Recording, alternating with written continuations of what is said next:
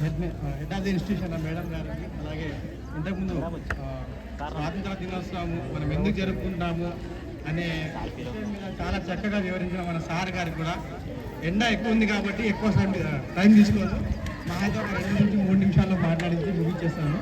So sir చెప్పారు ఇంతకుముందు మనం ఆల్రెడీ బ్రిటిష్ వాళ్ళతో పోరాడి తెచ్చుకున్న స్వాతంత్రం ఇది, కానీ మనలో మనం కూడా ఇంకా కొన్ని విషయాల మీద తిరుగుబాటు జరపాలి మనం. ఎందుకంటే సమాజంలో ఇంకా కొన్ని అసమానతలు ఉన్నాయి, ఇంకా కుల వ్యవస్థ ఉంది, మత వ్యవస్థ ఉంది, కులాల మధ్య గొడవలు, మతాల మధ్య గొడవలు.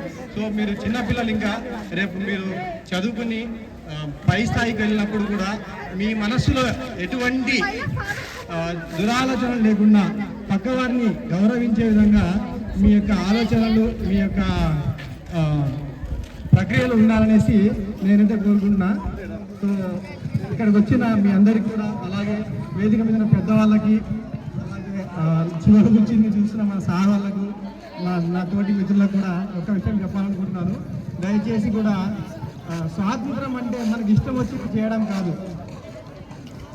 జాతీయ జెండా గౌరవించడం ఒక్కటే కాదు, ట్రాఫిక్ రూల్స్ పాటించడం కానీ, ఏదైతే మనము సంపాదన ఉంటుందో ఐటీఆర్ ఫైల్ చేయడం కానీ, మన చుట్టుపక్కల ఎలాంటి పరిశుభ్రతను పాటించడం కానీ, ఇవన్నీ కూడా మనము మన స్వాతంత్రం కిందనే తీసుకోవాలి. ఈ ఒక్కరోజు జాతీయ జెండాకి సాలిడ్ చేస్తే సరిపోతుంది అనుకుంటారు, కాదు.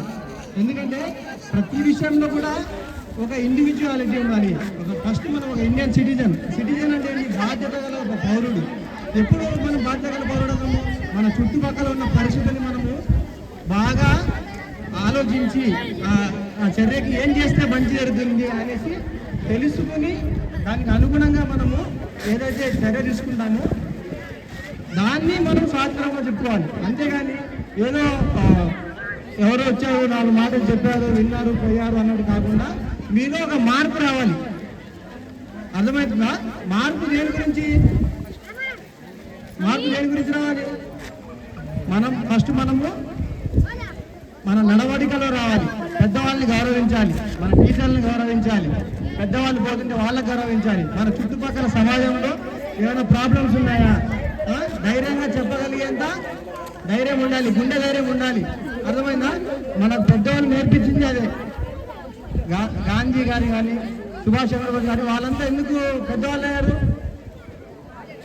ఎన్ని ఎదురు సమస్యలు ఉన్నా కానీ ధైర్యంగా వాళ్ళు చెప్పగలిగారు, మాకు ఈ సమస్య ఉంది, మీరు వెళ్ళిపోవాలి ఇక్కడ నుంచి అంటే దాన్ని చెప్పడానికి కూడా గుండె ధైర్యం కావాలి. ఇక్కడ కూడా మీ దగ్గర ఉన్న సమస్య గురించి కూడా మీరు మీ టీచర్లకు కానీ, సంబంధిత అధికారులకు కానీ చెప్పే గుండె ధైర్యం ఉండాలి. సో ఇదొక్క మాటతో ముగించాలనుకుంటున్నాను. ఈ అవకాశం ఇస్తున్నాను జెడ్పీహెచ్ మేనేజ్మెంట్ వారికి ధన్యవాదాలు.